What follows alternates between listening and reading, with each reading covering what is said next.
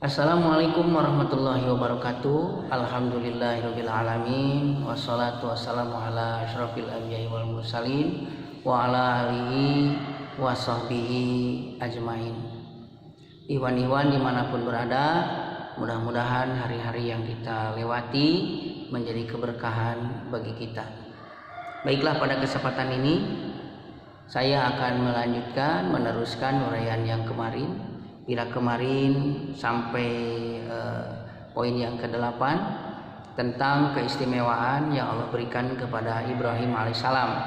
Maka pada kesempatan kali ini masuk pada poin yang ke-9, yaitu Ibrahim alaihissalam oleh Allah Subhanahu wa taala diberi gelar imaman atau diistimewakan dengan sebutan imaman.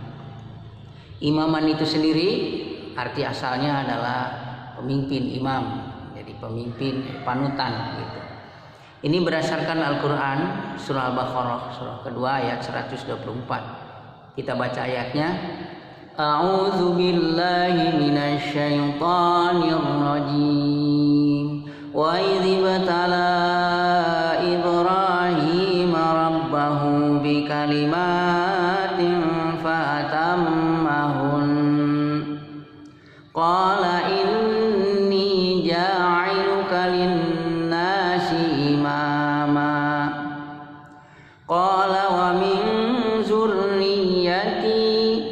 Qala la yanalu ahdiz zalimin. Dan ingatlah ketika Ibrahim diuji Tuhannya dengan beberapa kalimat, lalu Ibrahim menunaikannya. Allah berfirman, sesungguhnya aku akan menjadikanmu imam bagi seluruh manusia. Ibrahim berkata, dan saya mohon juga dari keturunanku. Allah berfirman, janjiku ini tidak mengenai orang-orang yang zalim. Berdasarkan ayat ini, maka kita bisa mengambil kesimpulan bahwa yang menyebut Ibrahim sebagai seorang imam adalah Allah Subhanahu wa taala, bukan manusia, bukan yang lain, tetapi langsung Allah Subhanahu wa taala yang menyebut dan menjadikan, memposisikan Ibrahim sebagai imam.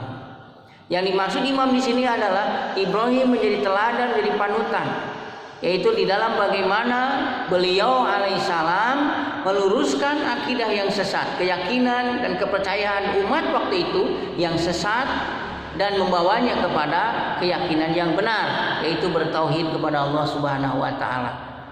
Pada saat itu puncaknya masyarakat waktu itu yang dirajai oleh Raja Namrus berada pada posisi yang amat sesat, berada pada keadaan yang amat melenceng, yaitu mereka memiliki keyakinan paganisme bahwa Tuhan itu adalah produk mereka dalam bentuk kayu ataupun batu mereka bikin sendiri. Dan ini sudah dijelaskan sepintas pada uraian sebelumnya. Ibrahim tampil meluruskan yang sesat, membantu umat yang dalam keadaan terpuruk kesesatan mereka dalam kungkungan kesesatan itu oleh Ibrahim, kemudian mereka diangkat, diselamatkan. Inilah imamnya Ibrahim. Nah, selain itu juga imaman, seorang imam itu sejatinya orang yang telah melalui proses, bisa jadi proses itu panjang, seperti halnya Ibrahim oleh Allah Subhanahu wa taala menjadikan seorang imam karena melalui proses yang sangat panjang. Bahkan bisa disebut hampir sejak Ibrahim kecil, bahkan sejak Ibrahim bayi sampai Ibrahim kemudian wafat, itu semuanya adalah proses ujian bagi Ibrahim itu sendiri. Semuanya berat, dilalui oleh Ibrahim dengan sempurna. Di dalam ayat ini ditegaskan oleh Allah, wa idz ibtala Ibrahim rabbahu bikalimatin. Maka ingatlah ketika Ibrahim diuji oleh Tuhan, oleh Allah Subhanahu wa taala dengan beberapa kalimat, fa'atammahunna, semua itu disempurnakan, ditunaikan oleh Ibrahim. Nah, para ulama berbeda pendapat mengenai kalimat di dalam ayat ini. Di dalam tafsir yang populer seperti tafsir Ibnu Katsir jelaskan bahwa kalimat di sini diantaranya adalah, kalau saya kerucutkan, itu adalah berisi perintah dan larangan. Dengan kata lain, semua perintah-perintah Allah dan semua yang Allah larang kepadanya, kepada Ibrahim, oleh Ibrahim semuanya diselesaikan, ditunaikan dengan tulus ikhlas, dengan berpasrah diri kepada Allah Subhanahu wa taala.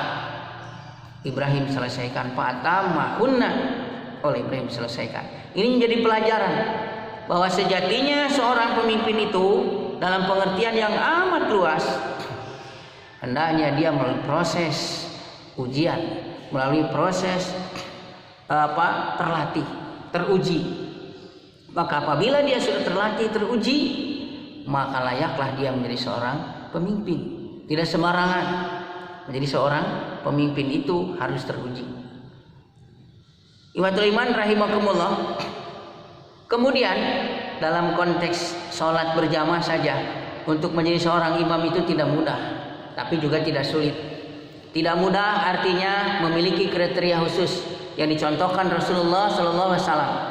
Selain dia usianya melebihi usia yang ada pada jamaah waktu di tempat itu, juga memiliki kemampuan bacaan yang baik, bacaan yang benar, apalagi bacaannya indah dan seterusnya. Tidak mudah, tapi juga tidak sulit. Kenapa? Apabila kita hanya berdua, maka jadikanlah salah seorang imam di antara mereka berdua itu. Sekalipun mungkin antara berdua itu orang-orang yang tidak tahu, tidak paham agama dan sebagainya, tapi mereka mau mendirikan sholat, silakan salah satu jadikan imam. Salah satu jadikan imam. Tidak dua-dua jadi makmum, tidak dua-dua jadi imam. Itu tidak sulit. Jadi tidak mudah, juga tidak sulit jadi seorang imam. Tetapi untuk menduduki seorang imam, tentunya baiknya adalah melalui ujian-ujian, seperti halnya Ibrahim alaihissalam diangkat oleh seorang imam. Setelah fatamahunna, dia sempurnakan semua perintah-perintah Allah, dia jauhi semua larangan Allah Subhanahu wa taala. Maka Allah sebut, inni jailuka linnasi imama, sesungguhnya kami menjadikan Ibrahim itu, menjadikan wahai Ibrahim bagi manusia adalah seorang imam teladan. Maka kita ikuti Ibrahim, kita ikuti beliau alaihissalam dalam segala sikap perilakunya sesuai dengan kemampuan kita. Wassalamualaikum warahmatullahi wabarakatuh.